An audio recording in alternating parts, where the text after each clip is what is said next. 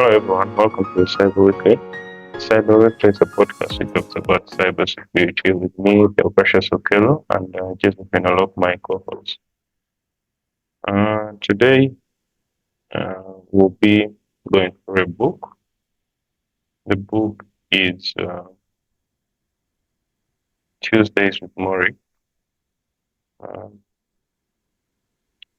Today, I've chose the title to be Morrie's Last Dance. Hopefully, it's in line very well with the story. Because he's the guy who used to enjoy dancing also. Now, first of all, I think we would need to first give context to who Morrie was and basically who Morrie was. So, who is Morrie, according to you, Joseph? Hi, good morning, Dale.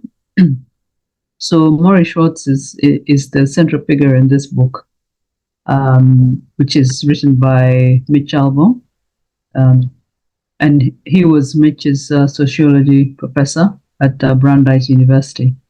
But he also wasn't just a teacher to Mitch. He was also he also became his mentor, a friend, and somebody who really advised him. He was like a second father, really. Morris was diagnosed with ALS. It's amyotrophic lateral sclerosis.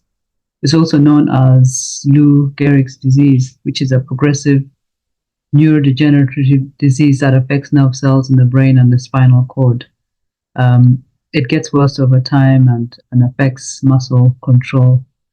When he was diagnosed with ALS, I think that was like in 1994. The doctors told him that he had 2 years to live, but he knew that he felt that he had less time. And he made a decision and asked himself the question, do I wither up and disappear? Or do I make the best of my time left? He decided, and quoting from the book, he decided that he would not wither, he would not be ashamed of dying. Instead, he would make death his final project, the center point of his days. Since everyone was going to die, he could be of great value, right? It could be research, a human textbook. Study me in my slow and patient demise. Watch what happens to me. Learn with me. Morrie would walk that final bridge between life and death and narrate the trip. So despite the debilitating effects of the illness, he decided to face his mortality with courage, with grace, and with humor.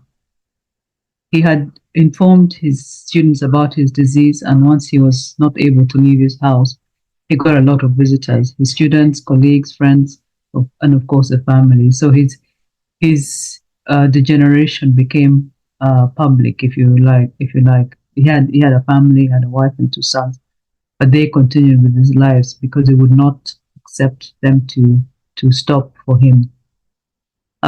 So in the context of the book, then, how Mitch came back into his life. So Mitch graduated from Brandeis University in 1979, and he promised that he would stay in touch with Morrie. Unfortunately, he didn't.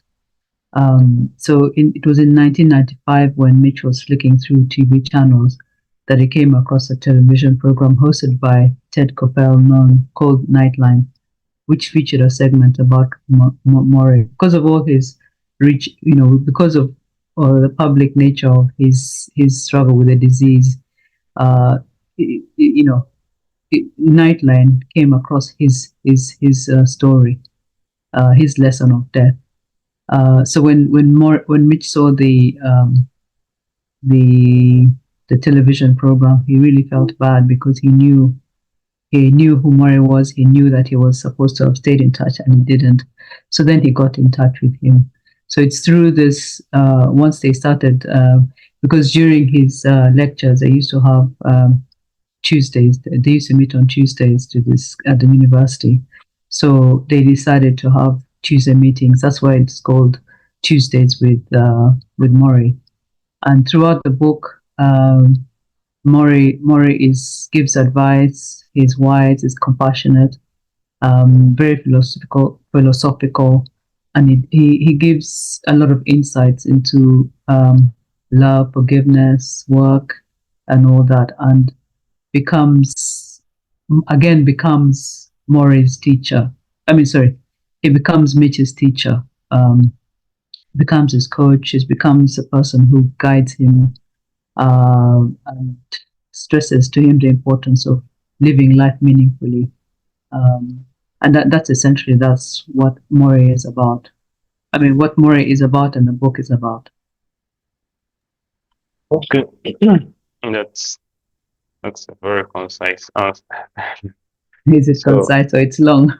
yeah, when Yeah. it comes to Morrie, and he talks about the new culture and us not buying into the new culture.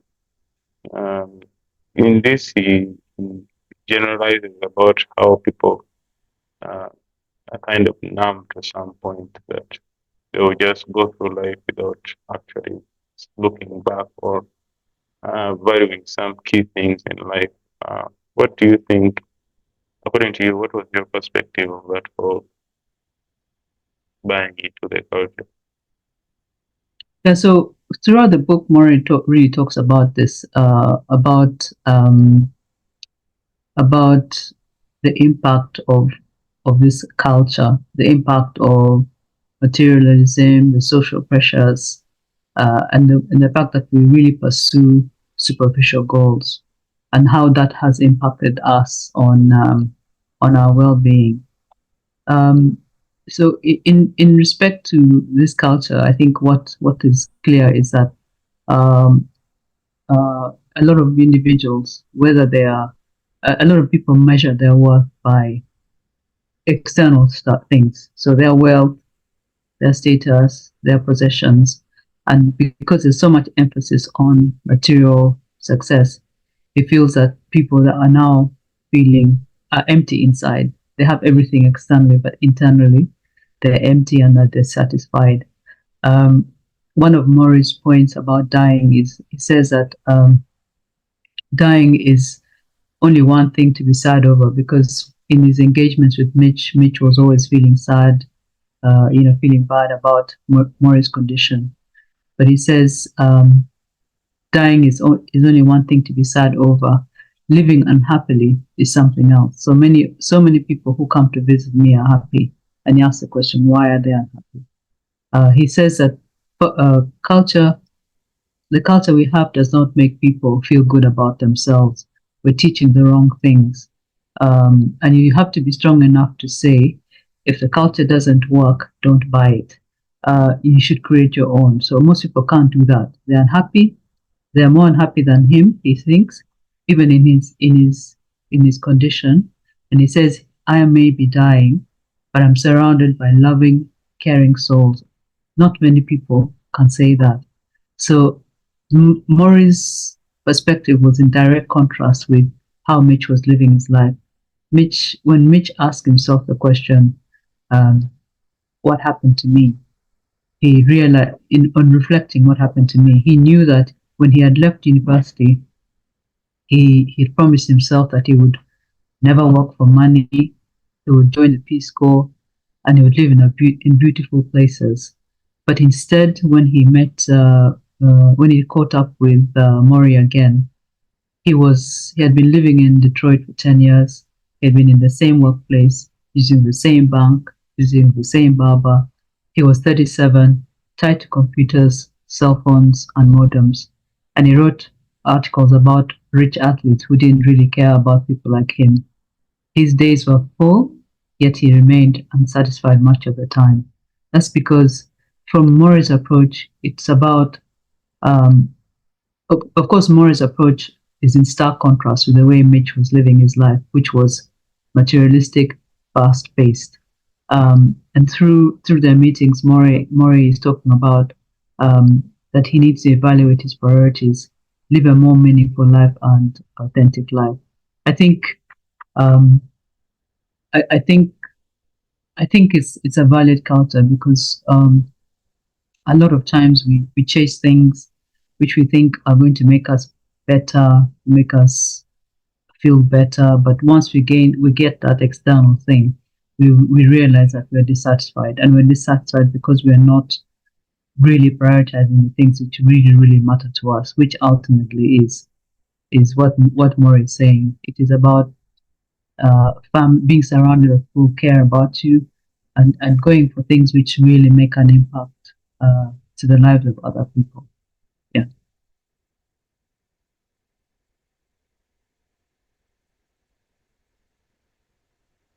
You're on mute. Uh-huh. Cybersecurity professional. I don't know what your perspective is. So, my perspective is there's a lot of numbness. By numbness, I mean that we just go through things, the traffic of life, finish school, do what, but start working, have kids and all that. But there is no point where someone will sit back and first, ask themselves, is this really what I want? Is this the life I am opting for? And some are is that fear of, jumping out of the park and, doing something different. And if you don't have the right people and the right stuff around you towards, you know, doing that, it kind of messes you up in the long run. You reach a point, maybe in your 50s or 60s. I don't know. I'm just my opinion. So I think you'll reach a point where you feel like there's something which should have happened different. And, and at that point, you might feel like it's too late. And yeah, that's I think what this culture is all about. And I think nowadays very few people can spend a couple of hours on end just by themselves without, holding a device, uh, doing, you know. So it's like you're always doing something, even if it is not taking us anywhere. That aspect of being busy but not uh, doing actually work. So that there is that aspect of this culture of, being busy but actually not moving towards your goals. Yeah, and uh, I think that can also still rotate around the people you hang out with. I can say that like hanging out with you has made me rethink some of the things I used to think about.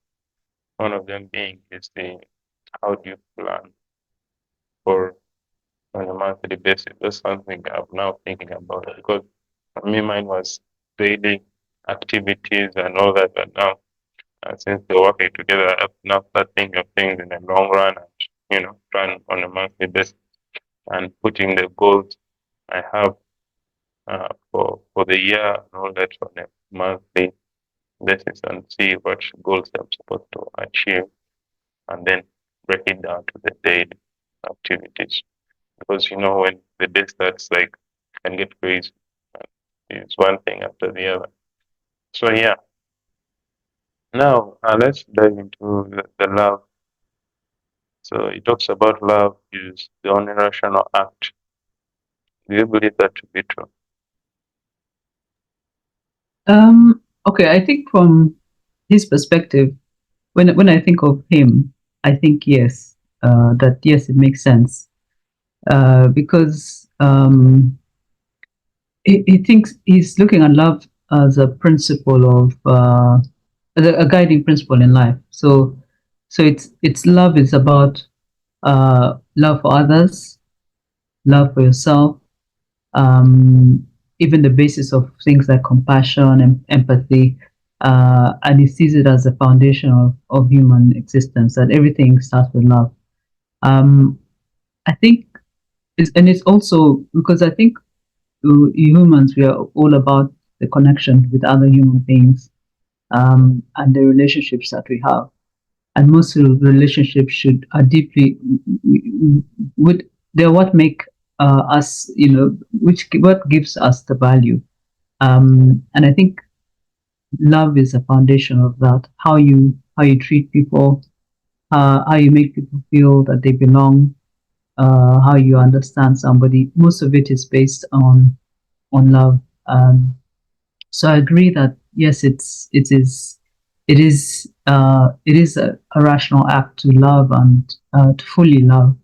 Um, in some aspects, though, I think the suggestion that it's only a logical and meaning course of life, perhaps it's that it that you need to look at it from other points of view, because you can have also other feelings, other behaviors. It's significant, and it is good if it drives a lot of our actions. If our actions are based on love, it's significant. Because a lot of people, but also act out of other interests. So, for instance, um, yes, I can be driven by love. Yes, yeah, but I cannot. I can also be driven by other things. So I can be driven by the fact that uh, I want to survive. I also want to make sure my interests are met. I can also be driven by things which the society expects me to be driven by, and I can be driven by things which are rational, um, based on my personal goals and based on my values. So you can say yes, love is there, but also it doesn't drive all our actions, but it is the foundation for a lot of our actions, and it should be at the center of how we govern our lives. Because if it starts from there, then perhaps it becomes much more easy to show the good things, to be empathic to others, to be understanding, to be kind, and all that, to be respectful. But it's not the only rational act, I don't think. I don't know what you think. Well, love also varies. Like there's love for leadership, there's love for family, there's love for work, and yeah, it depends on the situation. So I think it depends on the type of love you're having for something or someone.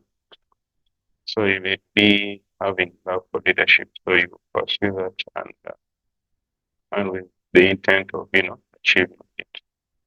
Then there is also love for family, ensuring that you're there for your kids, you're there for your brothers and sisters, parents, stuff like that. Then there is the aspect of love for what work, yeah, work.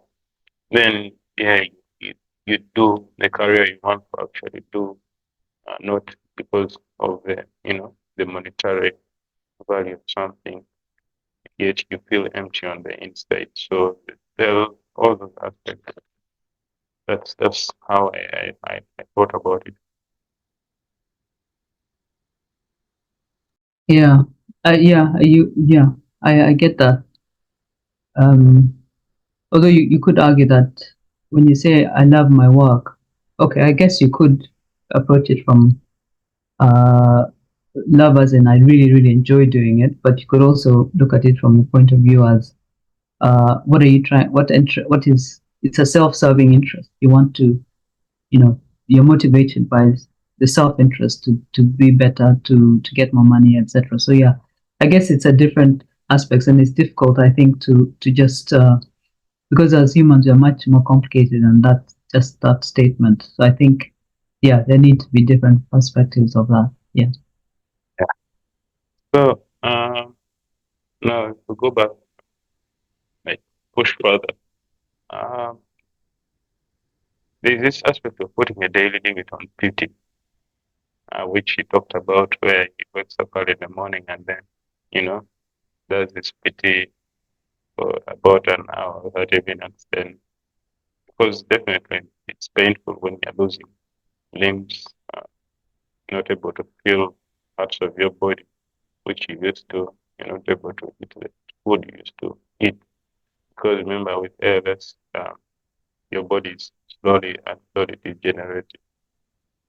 So, um, you had the aspect of putting a limit to PT, where you, you know, assign a specific time for eating yourself, then you go on with your day. So, what do you think about that? Yeah, I like the idea. It's very good in principle, and I think for Morrie, it made sense because he was in such a bad way, but he was also trying to live. And I like the comment that he said. He said there when he said there are mornings when I cry and mourn for myself. Some mornings I'm so angry and bitter, but it doesn't last too long. Then I get up and say, I want to live. Because ultimately it's about that statement, I think, that I want to live. I think um, you can't be living if you are pitying yourself all day. What I think what that statement saying is that I recognize that I'm a human being and that I go through all these feelings, pity, cry, mourning, anger, bitterness. I recognize that I'm a human being and I go through all this. But I also recognize that I cannot be governed by how I feel um, about how I feel about my condition. That ultimately I have to live. If I live, if I say I'm living, but I'm bitter, I'm angry, and I'm mourning all the time, then am I really living? I think that is I think the perspective that I think was perfect. That made sense to me most because ultimately you want to live, but you also want to live well.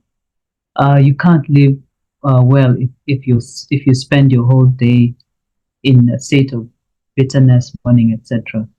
Um, it's a very good way of controlling uh, your feelings. But on the one hand, but on the other hand, there are some things that you cannot that are difficult to control. For instance, if you've just lost somebody, you can't say I'm going to limit um, my thingy to the morning. You've got to go through it, and I think there's some emotions and feelings that you've got to go through. But it's also important that you go through it and you come out of it, but you don't stay in it. I think that's what's important. You may not limit it to morning. You might limit it to a couple of days. If you've lost somebody, maybe you mourn for a week or whatever. But ultimately, you've got to realize to yourself that I can't continue to mourn like this. So perhaps limit it to say, okay, you've come through the morning, but there are days when I will feel bad. There are days when things won't work out. But go through that process and come out of it and live intentionally without living with this uh, constant feeling of loss and all that, because that's not the way to live. So yes, I think that's what I think about it. I really do like that concept and approach. What about you? Well, this reminds me of one of the lessons that I learned from Olivia Rose. She used to tell us during the mentorship program that uh, when you're approaching someone, especially these executives, you don't throw yourself all those statements of, I've gone through this, and that, and that. Like, it's usually throws them off. Like, everyone has gone through something. So, it's not a wise decision for you to keep on, telling people about that everything. So, yeah, Your story. yeah. So, it's best you always, show up, show yourself, show your presence, and people appreciate that compared to you talking about, how things didn't go right for you.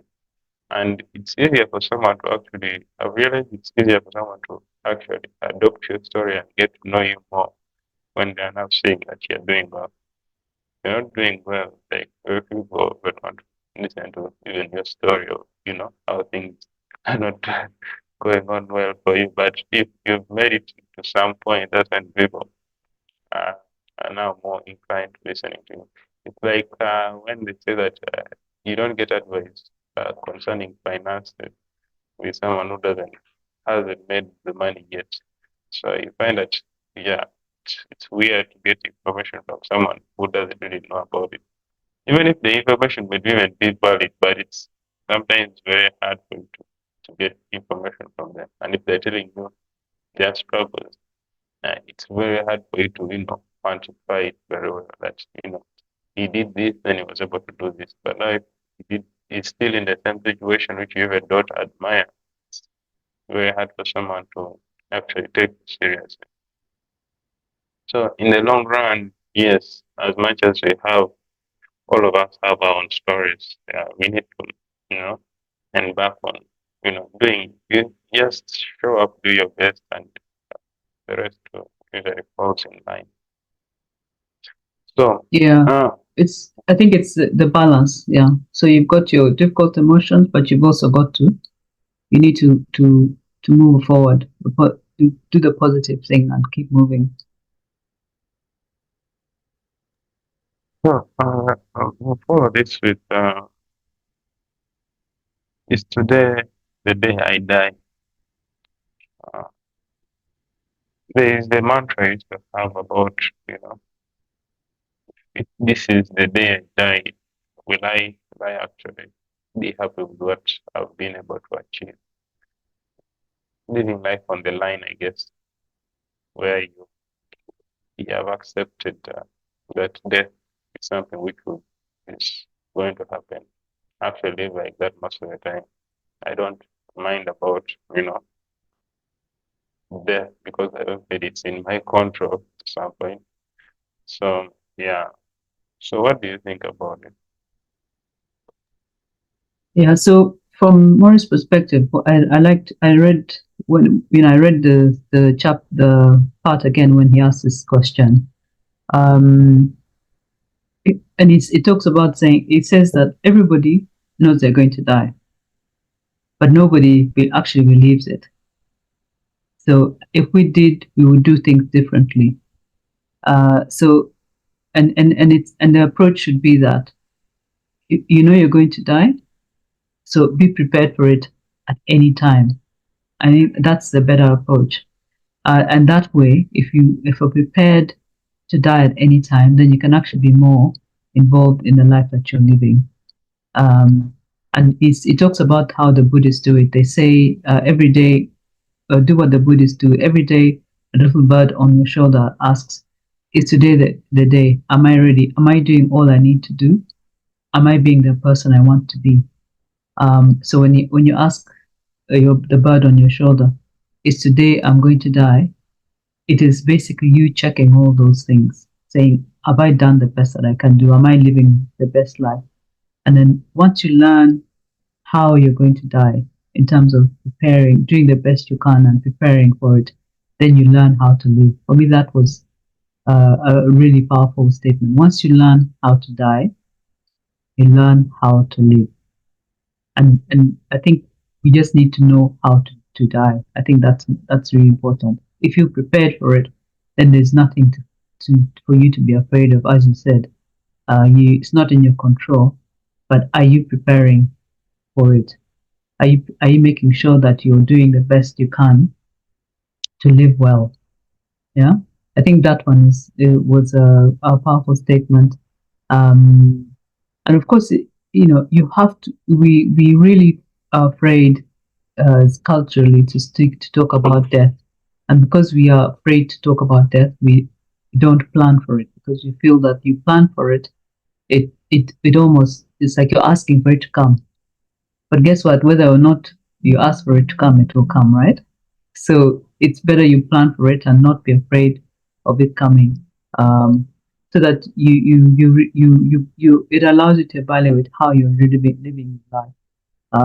Because you know that it's going to happen. Um, yeah, I think that is what I think. So and also we need to, well, as we're living, we also know, because you know you're going to die, you've got to think about what it is that you're going to leave as your legacy. What are you leaving behind? Because what Morrie does is he says he's also not afraid to die because he has created such strong relationships that the love the people have for him is going to ensure that his legacy lives on. So you don't want to be the person who dies and nobody remembers you because you live on through how people remember you. So I think that is also important that you want to be remembered in a certain way. You have to think about you question how you're going to be remembered. So what is your legacy? So that should inspire you. Then that you live authentically, you live with compassion, you live with gratitude, you live with love, and all that. Yeah. And your take? Yeah, I totally agree with you when it comes to that. Yeah, you have to live like um. So there's the fear of aging. The fear of aging to the point that you cannot go to the bathroom is disturbing. And I believe Morrie talked about it. That's like the ultimate pain. You're not able to even, go to the toilet alone. And yeah, what do you think about that? The fear of aging.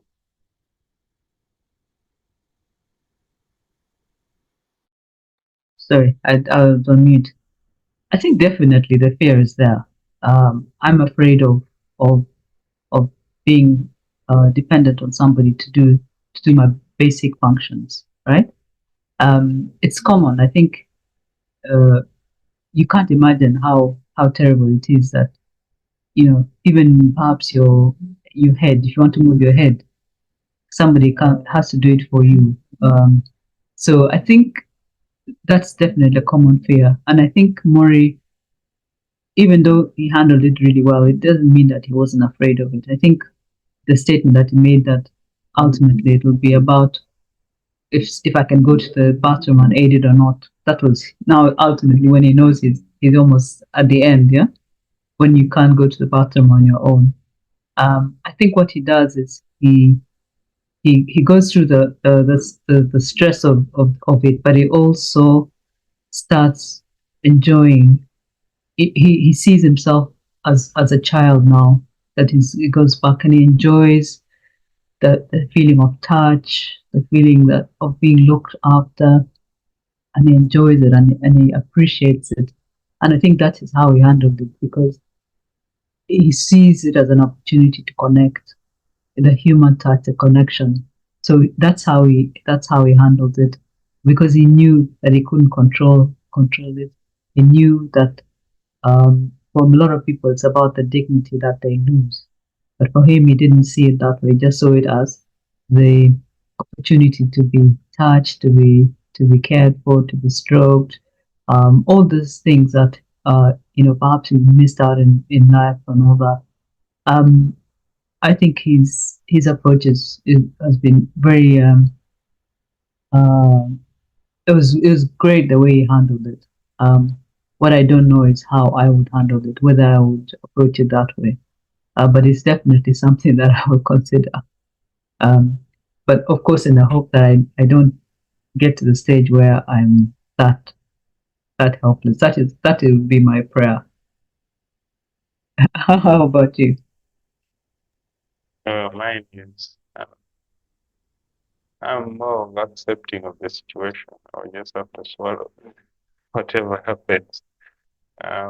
Because I think it's like the way you read about books like Life is What You Make It, and the books like I don't know, the theory of the logotherapy of the Auschwitz and all that camps. Uh, because like there's where they can cage your body, but they cannot cage your mind, no matter the situation. So yes, can stop my motion, you can break my limbs, but one thing you can never break is the spirit. Because once the spirit is broken, like all it's let loose. I believe it. There's a book, I've forgotten the name, but it's about the people who survived the prison camps of Auschwitz during World War. And Is it man's search for meaning? exactly Viktor that one. Frankl. Yeah. Yeah, that's one. Yeah, man's search for meaning. So yeah, it talks about how during Christmas period people expected to be saved by that time, and when Christmas season reached and people weren't saved, what happened? People started to die. So the fact that hope is what is required in all circumstances. I think I usually gravitate towards that more and more every time because at least that one is within my control. Because circumstances happen every time. There are things which will happen in your life which you may be like, ah, no, this is not designed for me. But yeah, hey, you're in that position, so you have to find a hope, managing it the way it is going on. So that's basically how I think about it. Just going head on. Although realistically, I don't want to live in pain, to die in pain. So, and I just remembered that in that book, I think it was the optimists who seemed to have a worse record of death than anyone else, because they're always hoping that things would happen, and then when they didn't, it broke their spirit. Yeah. Yeah, exactly. So, the next thing is, what do you think we put, why do you think we put our value in the wrong things when it comes to our wants and needs? I think there are many things, the reasons. I think I talked about them in earlier. Um, I think there's a lot of societal pressures that tell us how we should, we should be seeing as a what we should have, and then that starts determining what we think we want and what we think we need. Of course, there are personal beliefs as well. So society condition us to say that you've reached, you've reached, you've arrived if you've got a good job, you've got a car, you've got a house, you've got this, you've got that.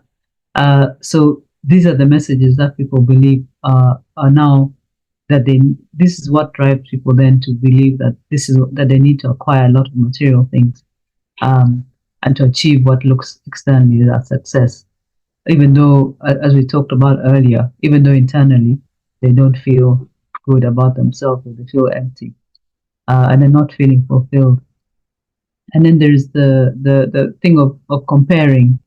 When you compare yourself to others, you also feel, if for instance you left school at the same time as somebody else, then you see that they are doing better than you start comparing, like, but why shouldn't I be at the same level as them? Yeah. And then you start wanting to now reach where they've reached, yet not understanding that everybody is on their own path to in life. Just because I don't have what you have, it doesn't mean that I'm not successful. But if I define myself by my lack, then obviously it means I will never be fulfilled. I need to be defining myself, but my values by what is internally important to me. Of course, in this life, we have so many things happen so fast, and we are, we now socialized by social media. So you see people living very nice lives, big houses, and you don't always know how they got there, and you feel that you have to get there immediately. So in our society, in Uganda, for instance, you see how people get wealth and all that, and you also think that I also want it, but I don't want to work for it. I want it to happen immediately. Yeah. So I think that's some of the conditioning that we have in our society. And sometimes when there is the internally, when you're feeling dissatisfied, you can find that instead of addressing the issues that are causing your emotional dissatisfaction, you then try and cover it up with the things that you feel you need. So you feel bad about something, you go and have a big meal. You feel bad about something, you go and buy clothes. So those are some of the things I think.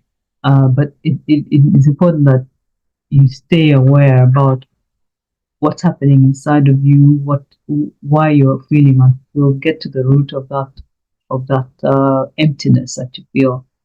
Because if you've been chasing goals and you're chasing external success and it's not fulfilled, then it's time to take a check, stop and check and evaluate and say, why is it that I'm feeling this empty? Yeah, it might mean that you need help. It might mean that you need to reach out to your community or your family or friends to help you to understand why the challenge is. But I think those are some of the things.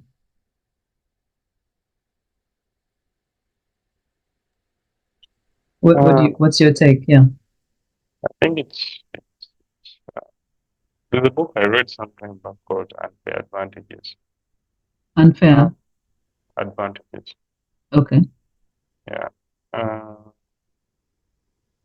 That book highlights things to do with situation where we are all not born in the same families. We are all not born in, different perspectives of birth and different perspectives of work. Like we all go through different experiences, and uh, you can't start, basing your success on another person's success because you're all gravitating towards different goals.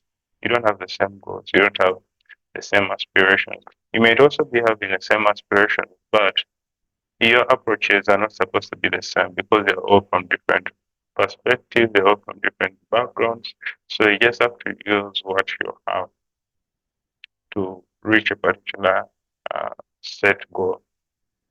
Yeah, you may be saying, okay, this person actually has made it or has been able to do this at this particular time.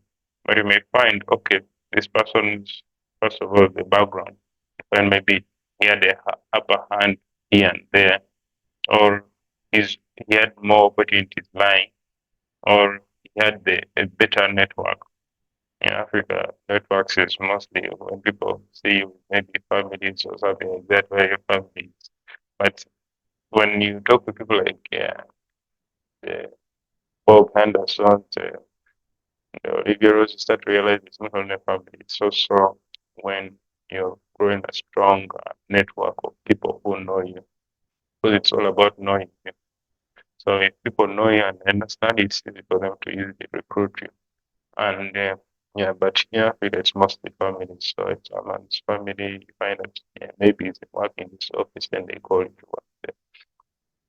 So those are very cool and fair advantages. But you can always level that up by, creating your network of people. You can level that up by learning more of different industries and, improving your knowledge, uh, documenting what you're doing. So those are all aspects or changing even region because there are some places now if you move to a particular area where, in the, because also our community has all affecting us and our understanding of things. So there's also that. So we have to also ensure that even the information you're consuming is in line with what you actually want to achieve. So yeah, that's my perspective on that. So on to the next big one, which is marriage. What do you think about marriage in this day and age where people are having issues with commitment? Yeah, so that's a very big question, and it's a hard one. Of course, I think with the like with most institutions, marriage has changed and it has evolved.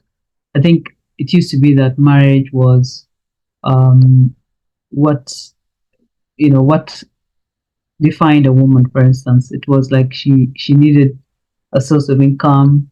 She was defined by the ability to have children. but she was defined by ability to get married. Because a lot of instances, perhaps she didn't have her own wealth or what have you. But of course, the as I said, over time, it's become less. It's become less. Uh, uh, um, Less important, not less important, but I think the approaches have changed. It's like it's no longer so urgent, depending on the society you're coming from. For instance, for a woman to get married or for a man to get married, but particularly for women, no longer so urgent because women have been more educated and are able to get into workplaces and be financially independent. That is not the case all the time, though. So the attitudes are changing as well because now different definitions of marriage become changed. So there's partnerships and all that because even in societies there are recognitions of different types of marriages. Before it used to be that if you are not married, for instance, as a woman, you couldn't be recognized, you couldn't inherit your husband's properties.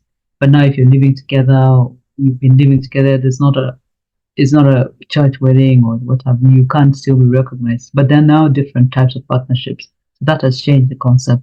And as I said, as people get more educated, there's that need. Marriage is getting more delayed, so you're not getting so much the I reach 21, I get married. I can delay that even longer, and especially as I can now things are if even if you're older as a mother, uh, healthcare has become better, so you don't have to have children when you're so young anymore.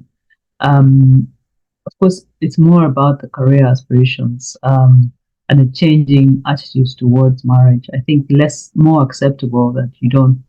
There's less pressure. Of course, in our societies, there's still a little bit of pressure. If you get to your 30s and you're not married, it's like, what are you waiting for? There's that pressure that people have, especially on women. That if you don't marry soon, you won't be able to have children. Still defined A lot of cultures still define women by their marital status and their ability or not to have children. So a lot is more about people understanding what they want out of life, their individual selves, and the opportunities that are presented in the workplace. But having said that, I think um, we should not diminish the importance of it. I think as more, if going back to Morrie's point, for him he thinks it's so important to find that life partner, somebody who's going to walk that journey of life with you. And I think a lot of times, if you get the right partner, it makes you a better person because it balances, it kind of puts a mirror to some of the things that perhaps that you can improve. Yeah, it highlights some of the areas that you can improve on. It forces you to compromise, uh, and a lot and becomes more giving as a person. Um, and I think you learn together. And I think doing a journey of life together is important. And then at the end of the day, if it's all about our lives are all built around relationship, the most important relationship that you can have is with a partner or a spouse. Um, and if you have a fulfilling one, it makes life all the more worth living. I think the last thing you want to do is go through life on your own, thinking you can do it on your own, and then get to the stage where perhaps you're dying and you're like you have nobody really close to you who can do the things that take where you're sick, you can't turn over yourself, you can't whatever.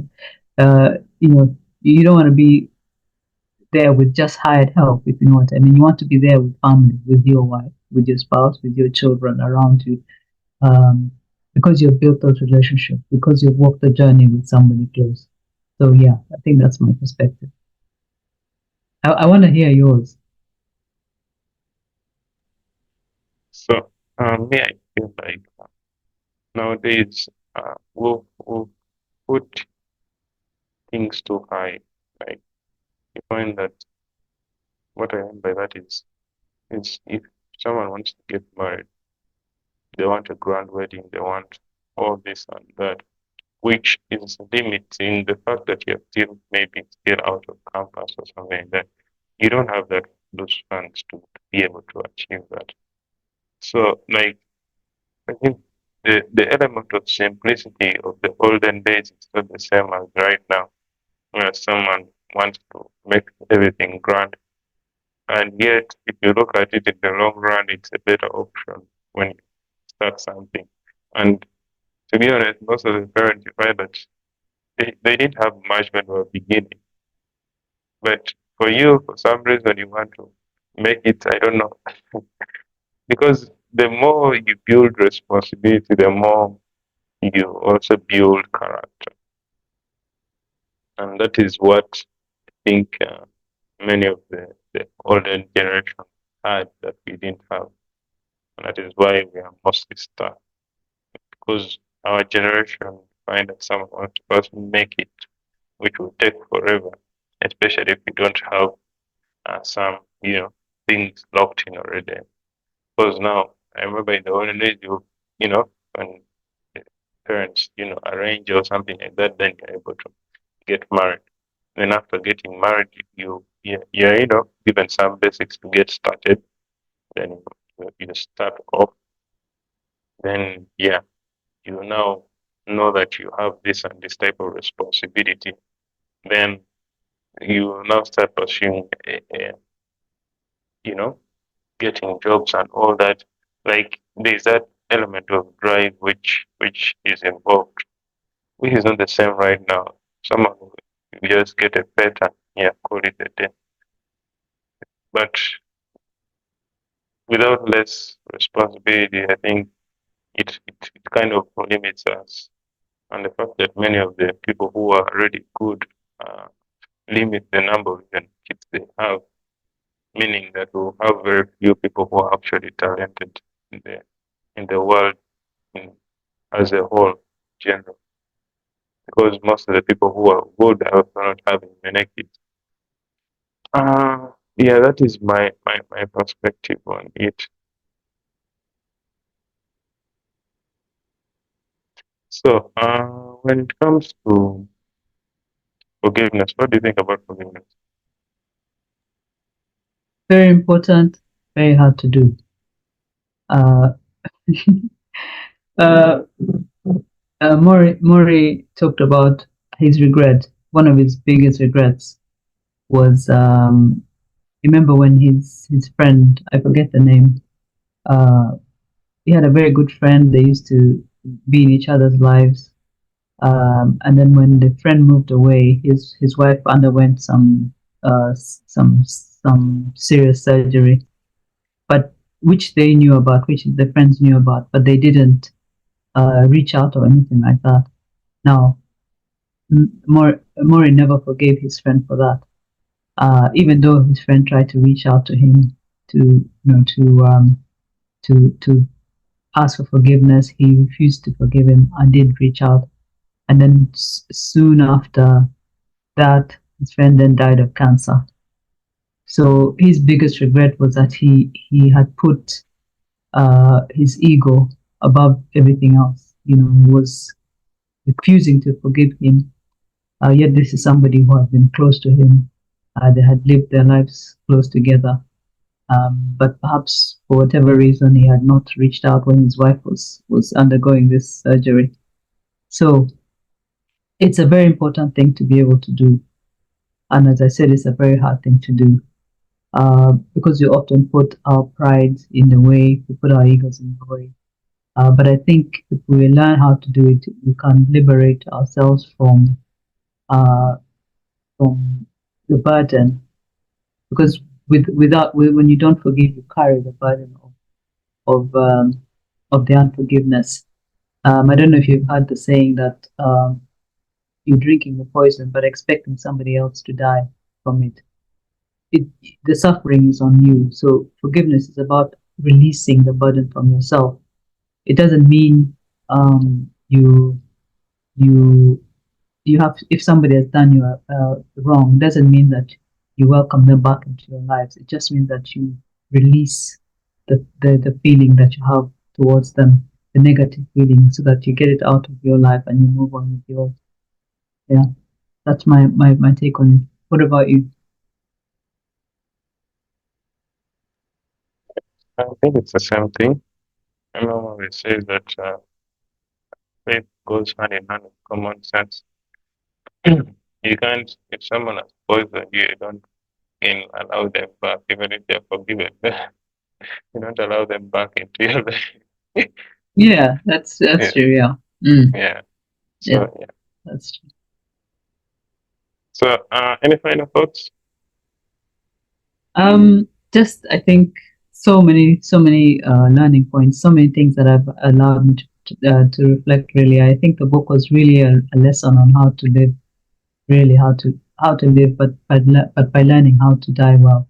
So making sure that prioritize what's important, uh, the relationships and things, but not chase headlessly the external goals, the external things, the external trappings of life.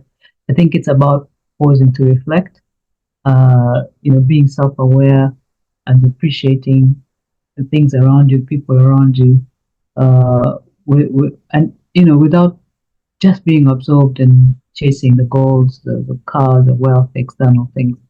So I think life is beautiful if we just we take time to appreciate what is out there, people who are out there.